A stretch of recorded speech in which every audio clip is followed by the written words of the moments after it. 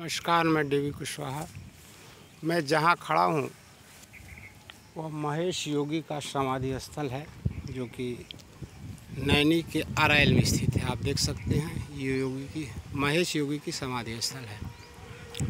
और सड़क उस पार आपका गंगा जी प्रवाहित होती है, आपको दिखाई दे रहा होगा। वृक्षों के ओर से अगर आप देखेंगे तो दिखाई दे रहा होगा। आज हम मुंशी प्रेमचंद के जन्मदिवस पर उनके जीवन और रचना के माध्यम से अपने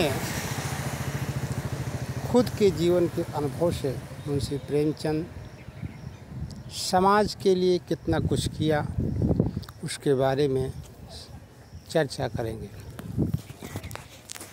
मुंशी प्रेमचंद का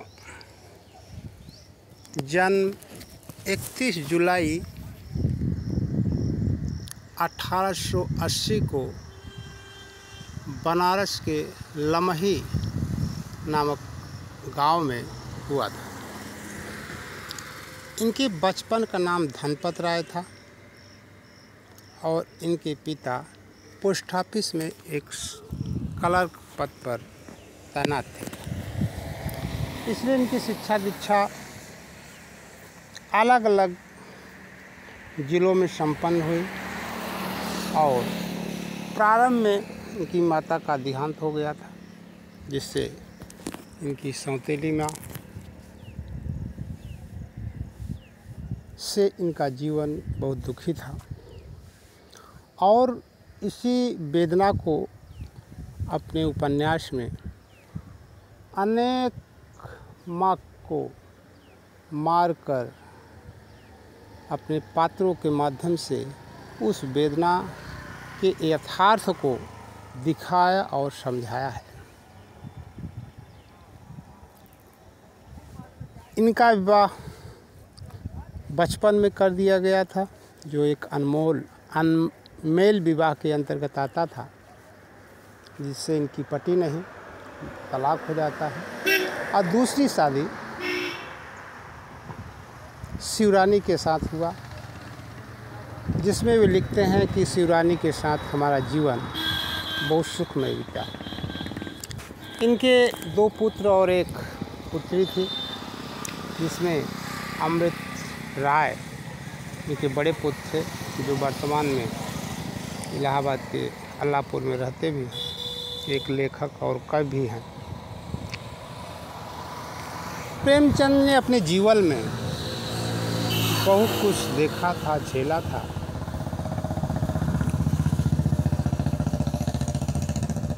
काफ़ी कहानियाँ इन्होंने उर्दू में लिखा और ब्रिटिश सरकार ने इनकी कुछ रचनाओं को जब्त भी किया था। 1920 में जब गांधी जी असहयोग आंदोलन चला रहे थे, इन्होंने अपने सरकारी अध्यापक के पद से त्यागपत्र देकर आंदोलन में कूद गए थे। इनका विचार सामंतवाद को ध्वस्त करके समाजवाद की ओर लाना था। इसका मूल कारण यह भी था कि उस समय जो रूस से एक समाजवाद की लहर चल पड़ी थी, उससे भी कहीं न कहीं यह प्रभावित थे।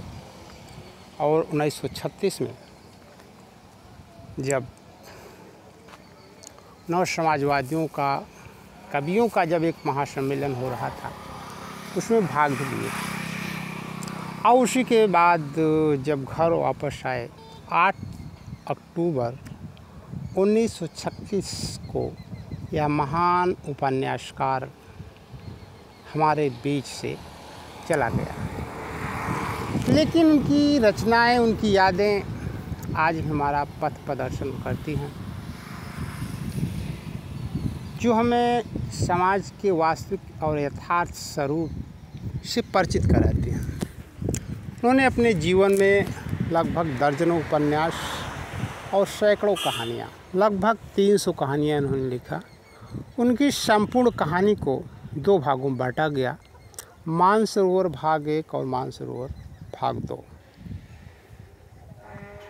उपन्यास में प्रमुख उपन्यास निर्मला, कर्मभूमि, रंगभूमि, सेवा सदन और सबसे यथार्थ के धरातल पर लिखा गया उनकी रचना है गोदान।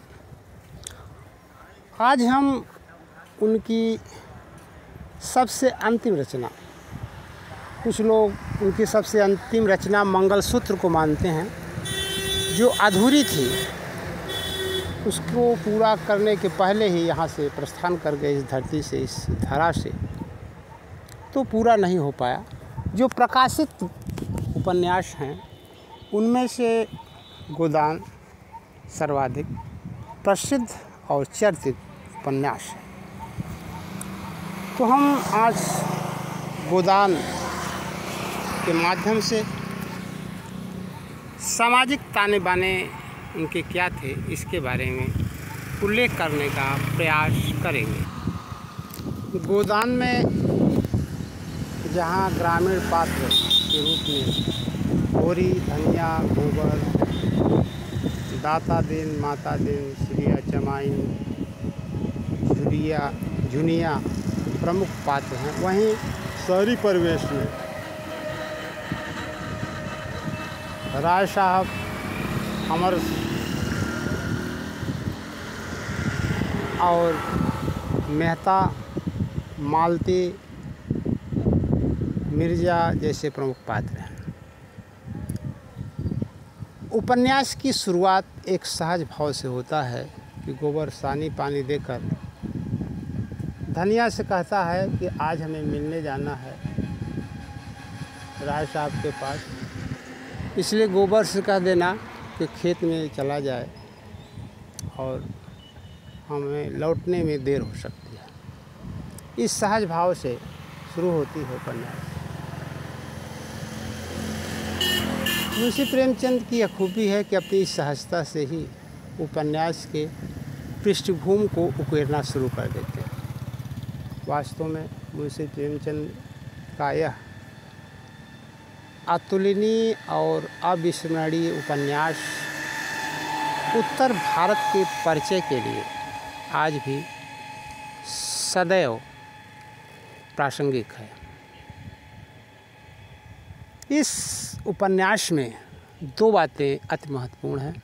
उन्होंने अंतर्जातीय विवाह की ओर संकेत किया और सामाजिक व्यवस्था को ध्वस्त करने या सामाजिक व्यवस्था पर प्रतिघात करने का प्रयास किया, ताकि सामाजिक व्यवस्था में एक समानता, समतामूलक भाव आए।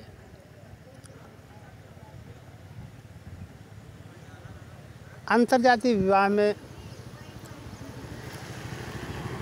होरी का लड़का गोबर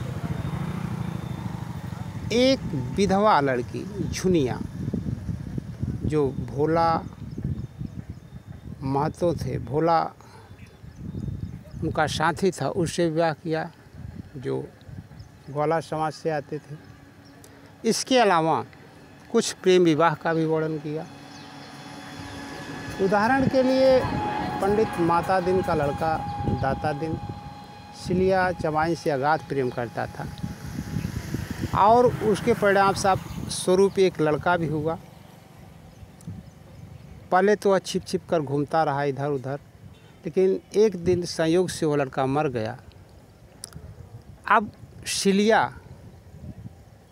ने इसकी सूचना भिजवाई तो दाता दिन सीना खोल कर कहा, हमने उसको रखा है, वो हमारा लड़का है, समाज कुछ भी कहे, मैं उसके साथ रहूँगा। इस तरह से एक प्रेम विवाह को भी सैद्धांतिक रूप से बहुत ही मजबूत रूप में दिखाया है, अंतर्जातीय विवाह को भी दिखाया है। सामाजिक व्यवस्था में खासकर जो कुप्रथा है या पहले की एक सोची समझी साजिश, जो पूरा उपन्यास का नाम है गोदान, उन्होंने यह दिखाने का प्रयास किया कि जिस व्यक्ति की इतना भी सामर्थ्य नहीं है कि वह जीवन में अपने लिए एक गाय खरीद ले और उसी के लालसा में उसने जीवन त्याग दिया हो, उस व्यक्ति से भी गोदान यानी मरते दम में गाय का दान लिया जाएगा। इस व्यवस्था पर, इस ब्राह्मणी व्यवस्था पर उन्होंने करारा व्यंग किया है। अंत में कहानी का जो अंत है, इस उपन्यास का जो अंत है,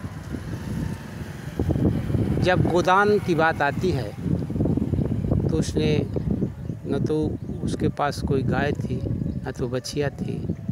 1.5 महीने से जो कमाई सुतली काट कर बेच कर रखी थी 100 रुपये, उसी को माता दिन को देकर गोदान की रस्म को पूरी करती है। तो इस उपन्यास में जो मुंशी प्रेमचंद ने समाज की यथार्थता को घेरा है और जिन चीज़ों को समाप्त करने के लिए संकेत किया है, उसको समाप्त करने का एक लोकतांत्रिक मूल्यों वाले लोगों को या प्रबुद्ध या जागरूक लोगों को प्रयास करना चाहिए। बहुत बहुत धन्यवाद। और इसी प्रकार से अन्य विश्लेषण और लेखकों के बारे में जानकारी के लिए हमारे चैनल को सब्सक्राइब ज़रूर करें। Thank you watching for this video.